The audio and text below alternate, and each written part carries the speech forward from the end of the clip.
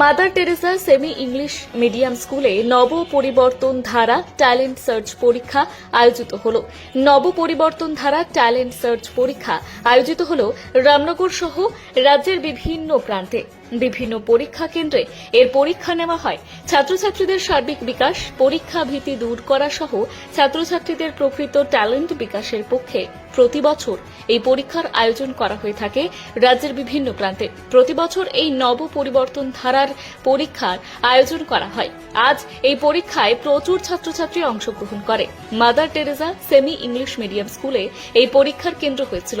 রামনগর এলাকার বিভিন্ন বিদ্যালয় থেকে প্রায় 250 জন ছাত্রছাত্রী এই পরীক্ষায় অংশ নেয়।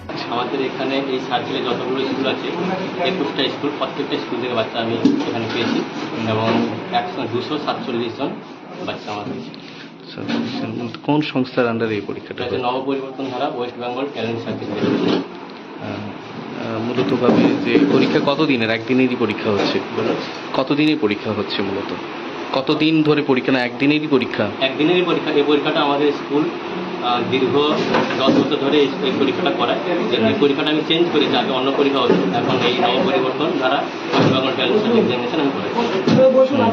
এই সংস্থা মানে সিলেবাস কি থাকে বা কত নম্বরের পরীক্ষা হয়? এটা হচ্ছে ক্লাস 1 থেকে ক্লাস 10 ক্লাস ওয়াইজ সিলেবাস থাকে। এবং এখানে সুবিধা হচ্ছে বাচ্চাদের যে ক্লাসে পড়ে সেই ক্লাসের সিলেবাস অনুযায়ী পরীক্ষা হচ্ছে। এটা বাচ্চাদের ভয় ভীতি কাটানোর জন্য আমি এটা করিয়েছি। আর সবথেকে বড় কথা এখানে হচ্ছে 6 থেকে 10 ওই মার্কশিটে পরীক্ষা হচ্ছে, যেটা কম্পিটিটিভ পরীক্ষার জন্য খুবই এটা সাহায্য করবে বাচ্চাদের। স্বাভাবিকভাবে মানে সাধারণ প্রথাগত পড়াশোনার সাথে সাথে এই কম্পিটিটিভ পরীক্ষা ছাত্রছাত্রীদের পড়াশোনায় কতটা উন্নতি করবে বলে মনে করছেন?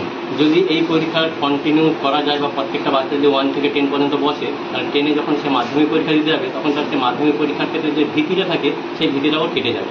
আমরা যখন ফার্স্ট পরীক্ষা দিই সেটা হচ্ছে West Bengal board of secondary এডুকেশনের মাধ্যমিক পরীক্ষা। সেই পরীক্ষার সময় অনেক বাচ্চা প্রচুর ভয় পায়, ভয়ে খুব কান্নাকাটি করে। কিন্তু সে যদি 1 থেকে 10 পর্যন্ত পরীক্ষাটা দিতে থাকে তাহলে সেই পরীক্ষাটা তার কাছে কোনো ম্যাটারই হবে না। তাহলে সে মনে করবে যে আমি প্রতি বছর এরকম পরীক্ষা দিচ্ছি।